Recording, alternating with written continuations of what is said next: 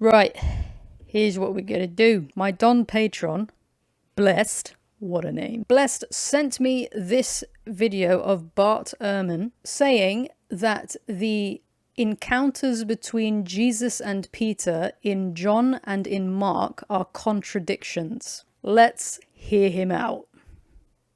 Did Peter become Jesus' disciple? In Mark's gospel, Peter is completely, just this unknown figure, and he's out fishing. And Jesus, after he's baptized, is walking along the Sea of Galilee, and he sees Peter and his brother Andrew. By the way, his name is Simon Peter. Peter is the nickname that Jesus gives him.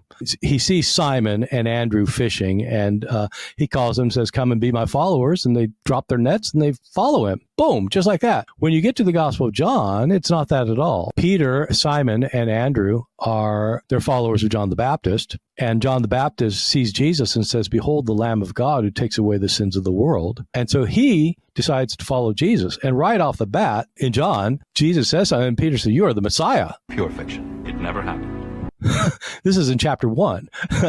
And in Mark's gospel, you don't get Peter saying that you're the Messiah until halfway through the ministry. And at that point, he still doesn't understand what he's talking about.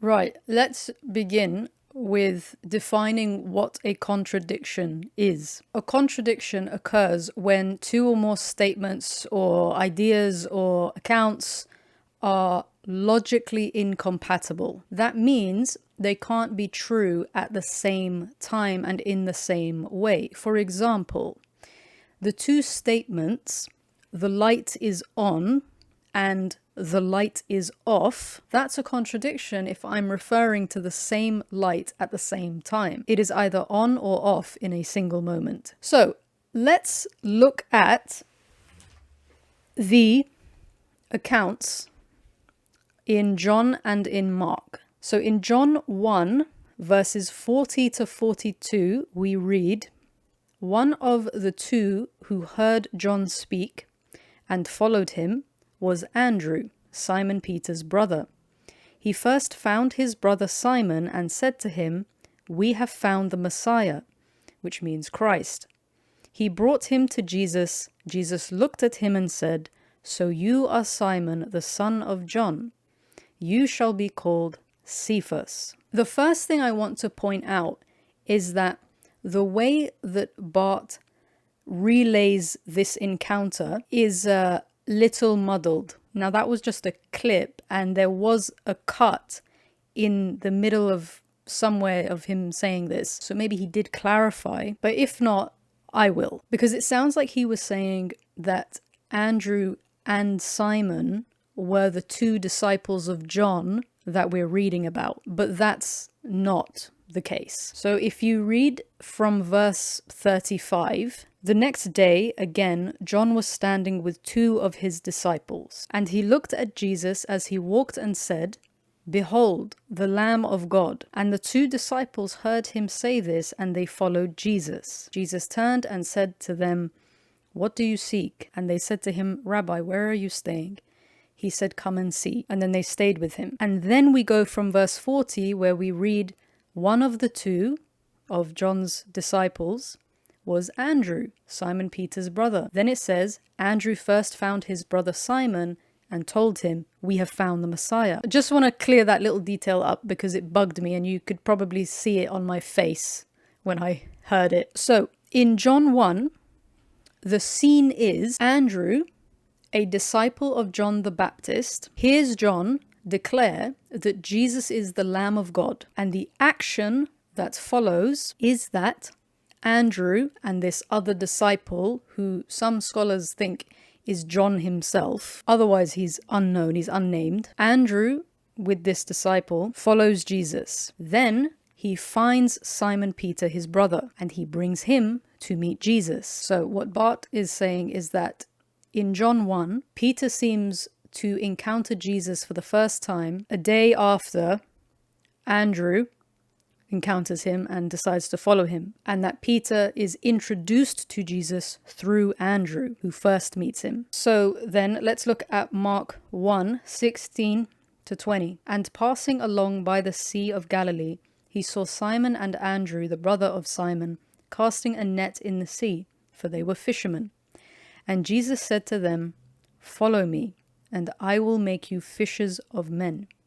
And immediately they left their nets and followed him. And then he picked up 2 other stragglers. Okay, so what's the scene in Mark? So the scene in Mark is Jesus is walking along the Sea of Galilee, going for a stroll. He sees Simon and Andrew. What's the action? He sees them fishing and he directly calls them to come and follow him. So in the first scene, in John's scene, Peter is introduced to Jesus by Andrew. But in Mark's scene, it seems that Jesus appears to meet Peter and Andrew for the first time as they were fishing. And he immediately formally calls them to be his disciples. So which is it? Is this a contradiction? Well, let's consider why people like Bart view this as a contradiction. What's it based on? In John, Peter meets Jesus through Andrew, who introduces them. There's no dramatic call to discipleship. There's just an informal meeting, and Jesus gives Simon a new nickname, Peter, Cephas. In Mark,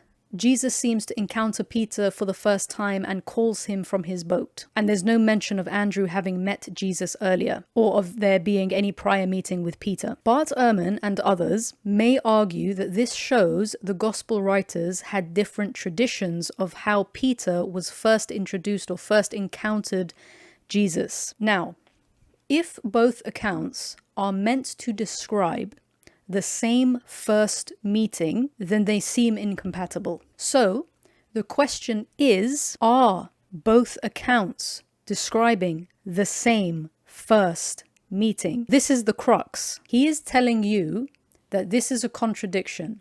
The reason he's telling you this is a contradiction is because he is viewing these 2 events as the same event happening at the same time. So only one of them can be true, because they're describing things with contradictory details. But is it true that each writer is describing the same first encounter? If the Gospel of John and of Mark are both narrating Peter's first encounter with Jesus, then there's tension. But if they're depicting 2 separate events, or if it's plausible that they are, perhaps first an informal meeting in John, followed later by a formal call to discipleship in Mark, then the tension dissolves. Remember the definition of a contradiction. Are these 2 accounts logically incompatible? The answer is no. They're not logically incompatible. This is not a contradiction. We could be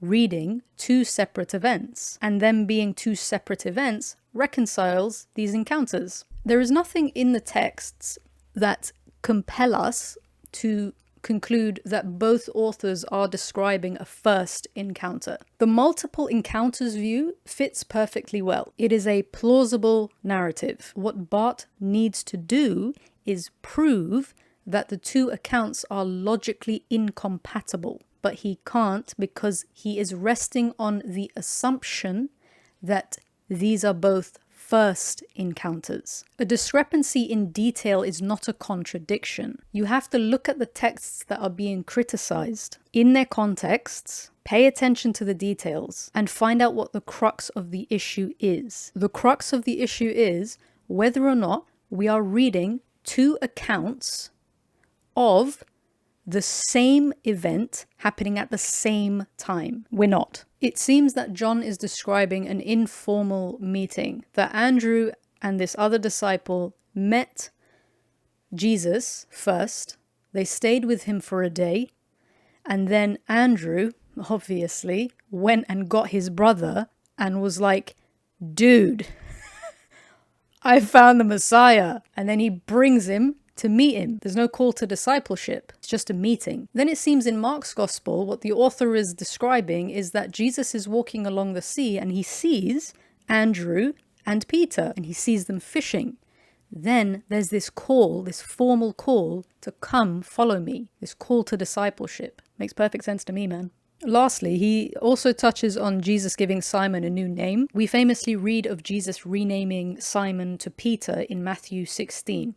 But in John's Gospel, he gives him his nickname immediately. This is the same kind of issue, the same principle or plausibility applies. There's no reason for us to conclude that Jesus couldn't have called him Cephas twice. Once at the beginning of their relationship, when perhaps Simon Peter and the others wouldn't really understand why he's calling him Rock, until later, after the Father reveals Jesus to Simon and Jesus calls him perhaps again Cephas. Only now the disciples and Simon Peter would have had more of an understanding of what that meant. So there's no logical incompatibility. There are plausible explanations for these discrepancies in detail. I hope that helps. See you later.